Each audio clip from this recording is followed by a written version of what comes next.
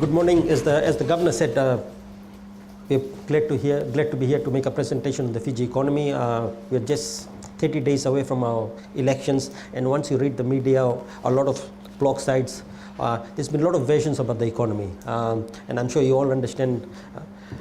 When the Reserve Bank talks or makes any presentation, it's always backed by facts and figures. So hopefully you'll have a better appreciation of how the Fiji economy is doing after today's presentation. So the presentation outline today is just talking about what is the state of the Fiji economy, and are the various data on the various sectors of the economy validate what we are saying about how the economy is performing. So that is what we'll talk about. Thank you. So basically the presentation today is how is the Fiji economy doing, and does the various the indicators or data from the various sectors validate our view of how the economy is growing. On the Fiji economy, I think the most important thing to highlight about the Fiji economy is that we will grow for the first time in almost 20 years. We'll grow for 5 consecutive years. The last time we had 5 years of consecutive growth was sometimes in the early 1990s, and the other time when we grew for 5 consecutive years was in the 1970s. So this is the first time in almost 20 years that we'll grow for 5 consecutive years. And our average growth if you include 2013 also or 2014 also is 3%, and this is higher than our historical average growth. The other important thing to highlight is that we have grown for 2 consecutive years, or if you grow at 3.8% this year, then for 2 consecutive years our economy would have grown above 3%. The last time we grew above 3% for 2 consecutive years was in 1989 and 1990. So the Fiji economy, the growth has been always very volatile, partly because of natural disasters and partly because of politics also. So this is the first time we see 5 years of consecutive growth, and if we achieve the 2.4% growth that we forecast for the next 2 years, will be the first time we'll grow for 7 consecutive years that we have never seen in our history since independence. So that's the most positive thing about the economic growth. We now have stable and strong economic growth in terms of our economy. In terms of the sectors that are contributing to the economy, for last year our economy is estimated to grow by 3.6%, and all the sectors of the economy grew. The 2 sectors of the economy that did not grow was fishing and mining. And this year again we expect all the sectors of the economy to grow, and the only sector that we expect to contract is fishing. And the key drivers of the economic growth is construction, manufacturing, wholesale and retail, and the finance sector. What we will do is we'll leave the presentation slide with the secretariat we can give it to you, so you really don't have to take down notes. When you look at the economic growth that we had estimated for last year, when you look at all the indicators there for consumption, investment, you can see that most of the indicators there have grown, some even 3 digits, so it grew by more than 100%. And the Bureau of Stats will release their numbers next week on the actual numbers for 2013 growth, and we feel that because of the numbers that we see some very strong growth, the actual economic growth for last year could be even more than 3.6%, and we think it would be very close to 4% or so. So this 3.6 is an estimate. The Bureau of Stats will be releasing the actual numbers next week, by end of next week, and I think most probably the growth will be revised upwards. But just very quickly on net VAT collection, that's an indicator for consumption spending, that grew by about 11.1%. Bank lending grew by about 62%, very strong. Personal remittance last year was 10.9% growth, and things like construction industry, when you look at domestic cement sales and the value of work put in place, that grew somewhere between 20 and 30%. So very strong indicator of construction, investment and consumption activity. When you look at the indicators this year, so far this year, one of the bigger drivers of growth this year is government's capital expenditure, and for the first 6 months their capital expenditure has increased by almost 81%. So very strong increase in government's capital expenditure. Look at VAT collections for the first 7 months of this year, that's up by almost 8.8%. You look at consumption lending, the number of jobs advertised, again very strong growth in all the partial indicators so far this year. So we are very confident that the economy will grow by close to 3.8% this year. Just a very quick one on the sugar industry, which is a very important industry for Fiji. The sugar cane crushed in the so far till Friday last week was just below 800,000 tons of sugar cane was crushed, producing almost 1,000 tons of sugar. That's a significant increase when you compare to the same period last year. A 51% increase in sugar produce, 34 or 35% increase in the total sugar crushed. And you also look at the TCT TS ratio, that's the tons of cane to tons of sugar. They've also improved the efficiency from 9.7 to 8.7. So there's an improving efficiency also in the sugar industry. Just quickly go into some consumption and investment indicators. The Reserve Bank does a number of surveys given this lack of data in Fiji by the Bureau of Stats. So the first survey that we do is we call the retail sales survey, and as you can see that retail sales last year grew by close to 11%, and that's validated by the VAT collection that grew by about 11.1%. The latest survey on retail sales for this year is expected to grow somewhere around 7.7%. When we did the survey in December last year, the expectation of the businesses was that retail sales will grow by 8.8. It's slightly lower at 7.7 right now. But again, when you compare our inflation rate right now, just around 1%, that's a relatively large growth in retail sales. The second survey that we do is on business expectation survey. We've a list of close to about 300 businesses, large businesses, and we ask them what is your expectation of general business conditions over the next 3 or 12 months. And as you can see, the latest June survey shows that 78% of net respondents say businesses will improve over the next 12 months. We see a slight reduction, and I think that's partly because of elections are coming over the next month or so. So the response has been slightly lower, but in line with expectation. The governor as well as the PS mentioned about investment to GDP. Again, I think the most important thing I'd like to highlight on this slide is that there's been very few occasions where we have achieved the 25% investment to GDP target. You can see that we achieved that sometime in the early 1980s. That's when a large number of road projects were being done, and the big hydro dam was being built for electricity. So that's in the 80s. In 1999, we went above the 25% when a large number of hotels were being built in then around. So we went above 25% for 1 year and then came down. Last year, our investment to GDP ratio is 29%. This year, we're estimating it at 26%. So for 2 consecutive years, our investment to GDP is above 25%. And I think the more important thing there is that the private sector investment accounts for 15%. So which means that a lot of private sector is investing, and contrary to what a lot of people are saying, this increase in investment is driven by government. No, it's driven a lot by private sector. There's 2 specific questions we ask in our business expectation survey. One is, what is your outlook for plant and machinery? And the second is the outlook for investment in building. And I think again it shows that most businesses are saying, or at least 78% of the businesses are saying in the next 12 months they'll invest in plant and equipment. So that's again a sign that the economy is growing and people are investing. And the second is in terms of outlook of investment in building. 64% of the respondents are saying they'll invest in building. So that means more than 1 in 2 businesses are saying that they'll invest in building. And what it simply means is you only invest in your building if your business is growing, if you feel that the economy is growing. So to us, that's a very important indicator on the state of the economy when businesses say they will invest in building. You can be investing in plant and machinery because of wear and tear and things like that. But once you start investing in building, it's an indicator that the economy is growing or your business is growing, and that's why you need to invest in building. The other important thing that we monitor is also job advertisement, the employment market. And unfortunately, our Bureau of Stats numbers on employment or unemployment numbers are not that up to date. So what we do in the bank is we do our own surveys. And the latest numbers in terms of employment numbers, last year it grew by about 9.3%, and in the first 7 months or 6 months of this year, the number of new jobs advertised in the newspaper, which shows recruitment intentions, grew by almost 21%. So again, a very strong indicator that the economy is growing, businesses are hiring more people. And this is validated by the chart at the bottom, which is the compulsory membership at the superannuation. So that when you retire at 55 or when you migrate, that's compulsory withdrawals.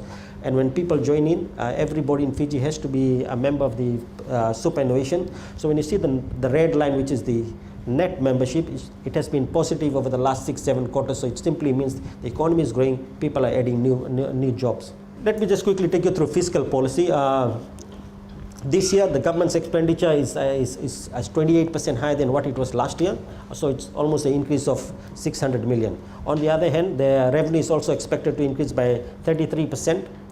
And that increase in revenue is partly driven by sale of government assets worth about $475 million. The gross deficit is 385 million, but it's The repayments for debt is about 224. So the net deficit is about 161 million. That will be financed both domestically as well as offshore. This chart shows the government's deficit over the last 15 years or so.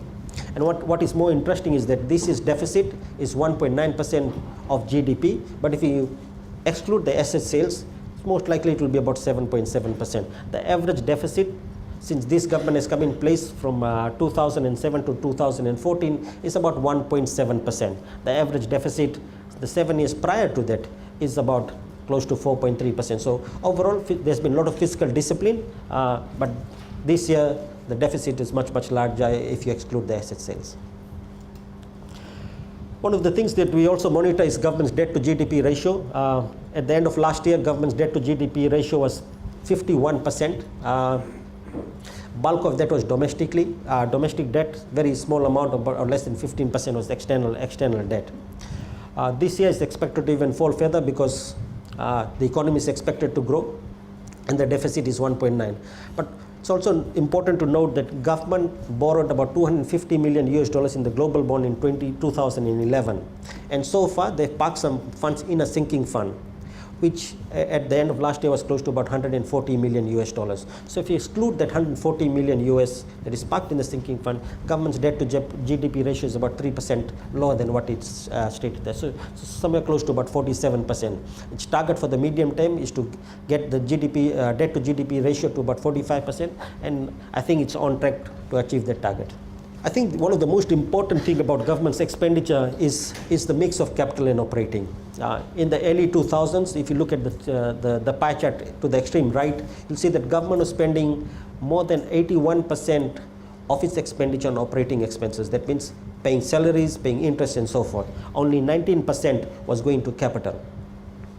In 2013, government's capital expenditure had increased to about 28% of its total expenditure, while 72% was going to operating. And this year, its capital expenditure has further increased to 36%, while operating expenditure has fallen to 64%. So more and more of its capital expenditure, of its expenditure is now going for capital expenditure, and this does not include the additional funds that government has diverted for education in the 2014 budget. So if you include human capital or education, the capital expenditure is very close to 40%. Where is most of this capital expenditure going? Most of it is going to roads and bridges and ports. Some of it more recently has been going to the health sector also, but I think more predominantly it's going to the road and ports. And part of the reason is for so long our roads have been neglected. So you see in 1995 the government spent just around $50 million on our roads in Fiji. In 2000 and 2005 a similar level was spent on our roads. So a lot of the expenditure now on roads is catch up. Also they're trying to build new roads, but a lot of it is also catch up, and that's the reason why the expenditure on our roads has increased significantly. On trade, Fiji's export has been stagnant between 2000 and 2010, and it's no fault of the government. It's partly because the US took out a microfiber agreement whereby we could export large amounts of garments to US. We used to export at one stage very close to $300 million worth of garments to US. So our export had been flat because of the decline in the garment industry, decline in the sugar industry. But more recently we've seen a significant increase in our exports, and that is driven by a turnaround in the sugar industry, an increase in exports for mineral water as well as fish and garments, more recently garment. Last year our exports declined slightly by about 6%. That's because gold production declined as well as fish exports declined. But we see a rebound in exports so far this year, and for the 5 months of this year our exports have grown by 6.2%, and that's mainly driven by increase in exports of sugar as well as fish. On the other hand, our imports continue to increase. Our imports are close to $4 billion. Exports are only $2 billion, so we have a very large trade deficit. But as a small open economy, we are dependent on imports for a lot of things. We import a lot of food, we import a lot of machinery, we import also a lot of, almost one quarter of our imports is crude oil. And a growing economy needs imports of fuel.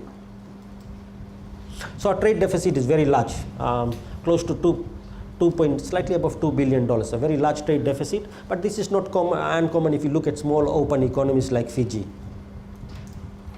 What is financing our trade deficit? A trade deficit is financed by tourism earnings, which is our largest foreign exchange earner. We estimate our tourism earnings, or rather the Bureau of Stats estimates our tourism earning to be about 1.3 billion. We at the Reserve Bank think that our tourism earnings is slightly understated, could be slightly higher than that, but these are the official numbers. And our second largest foreign exchange earner is remittances. Last year we had the record year where personal remittances was 339 million. This year, in the first 6 months of the year, our personal remittances increased by almost 14.3%. So we think it will be another record year. Almost 30% of our remittances in our calculation or in our estimate comes from Australia. Just quickly going into the financial indicators, as the governor mentioned, one of the most important indicator that central banks look at is credit growth. Because growth in credit signifies one thing is that it signifies this confidence. Investors will only borrow if they feel that their businesses will make money. Two, their cash flow is strong. Banks will only lend when they see that their cash flow is strong. So when you look at the numbers, the annual numbers for bank lending or new bank lending, last year bank lending grew by almost 62% to about $1.4 billion. So a very strong increase in commercial bank lending. And I think the more important thing is that when you look at the sectors that this lending has been going to, it went to all sectors. So it's not only driven by consumption, borrowing, but also investment borrowing.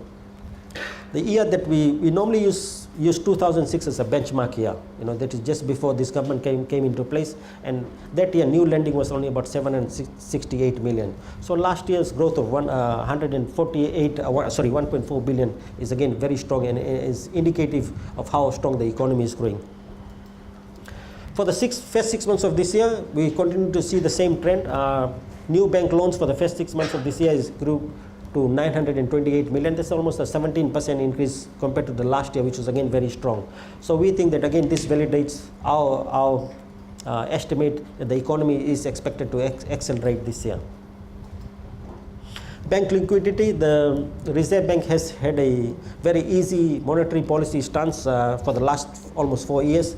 Our policy rate is 0.5%, and to complement our policy rate, what we have done is we have deliberately kept high bank liquidity in the system.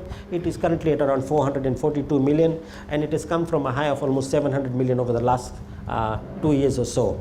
And this decline in foreign reserves is partly driven by some outflow, decline in liquidity is mainly underpinned by some outflow in foreign reserves that we have seen over the last 6 months or so, and this is a seasonal decline in foreign reserves. Commercial bank interest rate is at historical lows. The weighted average interest rate is 5.82%, but some of the large businesses are able to borrow from the banks at close to 3%. So the 5.2% that you see is the weighted average interest rate of all loans, so it includes both the commercial as well as private individuals.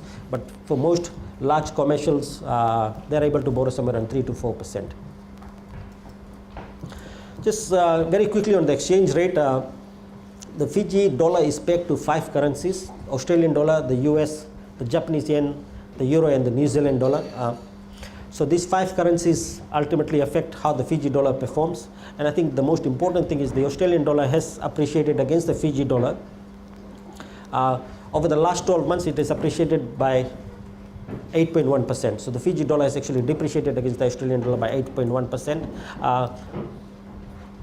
8.1% is since the devaluation in 2009. But over the last 12 months, there's been very little change in the Australian dollar. It has been Fiji dollar just depreciated minus 0.7%. So basically no change in the Australian dollar. Some of the risks and challenges. The key risk for Fiji is we are small. We have a very long cyclone season. So one of our issues with economic growth, the reason why it has been very volatile, is that we are prone to natural disasters. We are very lucky that the cyclone season from end of last year to April this year, we didn't have any massive flooding or cyclones, and the cyclone season will again come back in October. So hopefully we do not have any large natural disaster that will affect the economy. Slowdown in the global economy, as you know, that the world IMF has just revised the slowdown in the world economy, partly driven by emerging economies as well as some of the larger economies in Europe. And one of the things that we monitor very closely is how does the Australian and the New Zealand economy grow, because they have a significant impact in our visitor arrivals. It's also important that we have elections and we have responsible fiscal policy after government. High commodity prices when the world economy picks up, and right now what is really worrying or is of concern to us is the geopolitical tensions in Middle East and Russia that may affect commodity prices. Continuation of structural reform and the need to sustain investment above 25% of GDP, as you saw in the slide earlier. It's not often that we have achieved the 25% of GDP investment to GDP target, and therefore it's important that as we move forward, we are able to maintain or sustain investment at 25%. Our sluggish export growth, some of our traditional exports such as sugar, gold, timber and garments have not been performing too well, or at least when you compare to our historical highs, and this has implication on in our balance of payments and therefore our foreign reserves. And again, over-reliance on our two-source market, Australia and New Zealand accounts for almost 2/3 of all our visitors to Fiji. So if something happens to the Australian New Zealand economy at once, we'll have a big problem in terms of our tourism market. Just very quickly on our two objectives of the central bank. One is inflation. Inflation as of July this year was 0.8%. That's very low, and you can see that sharp fall in inflation at the beginning of this year. And that fall in inflation is largely due to government's policy of free education. Education in a consumer price index is about 10% of our CPI basket. So because it was free, inflation has declined significantly. And our own estimate of inflation for the remainder of this year, we think that inflation will be below 3%, more likely somewhere between 2 and 3%, given this, the effect of the free education policy will taper off towards the end of the year. The second objective of the Reserve Bank is maintaining a comfortable level of foreign reserves, given that our exchange rate is more or less fixed or pegged. As you can see, our foreign reserves currently is just above $1.6 billion, enough to cover 4.5 months of our import cover. Over the last few years, as you can see, the reserves, our foreign reserves level has been rising. So what we did is we allowed a large number of non-bank financial institutions in Fiji to invest funds offshore. The total amount of funds offshore held by non-bank financial institutions, including government, is close to $750 million. So if you include our reserves as well as reserves held by other institutions, our reserves would be somewhere around close to $2.5 billion, enough to cover close to 6.5 months of import cover. Our projections for the next 2 years is 2.4%, and that projection is a baseline scenario. It's simply used our average growth since independence and forecast 2.4%. I think if you have a stable government after elections and we see the numbers coming and a foreign direct investment particularly improves, and if there's no significant change in some of the policies or quick reversal of the policies, we think that our economy may grow much higher than the 2.4% that we are forecasting right now. So I think the growth trajectory over the next couple of years will very much depend on the type of government that we have and the type of policies that comes after that. And before I conclude, I think it's important for us to highlight that there's a lot of investment opportunities in Fiji. I see FECA people here. One of the things that we like to say is our corporate tax is very low, 20%. But I think from the Reserve Bank perspective, I think the things that we would like to highlight is that our inflation is low. We think that our financial system is very robust. And over the last 3 years, the Reserve Bank has approved somewhere around $1 billion of profits and withdrawal of investments. So foreign investors investing in Fiji, over the last 3 years, they've withdrawn close to $1 billion Fijian dollars, as either as profits or as withdrawal of investment when they want to sell the investment. So from our end, given our reserves are high, we'll always facilitate for foreign investors when they come to Fiji. So in summary, our Fiji economy is poised to growth of 5th consecutive year. The growth this year of 3.8% is the highest since 2004. And as the PS mentioned, our forecast is validated by a number of other indicators, agencies like Moody's, the IMF, Standard & Poor's, and also the partial indicators that we have seen so far. Our exports have not been performing too well, but I think when you look at our current account balance, which is the trade deficit, plus you include the tourism earnings as well as remittance, our current account balance is sustainable. There are a number of risks that may affect our forecast, and I think it's important that, but however, we think that our medium-term growth forecast is by support. So we think that most probably growth will be much more than the 2.4% that we're forecasting.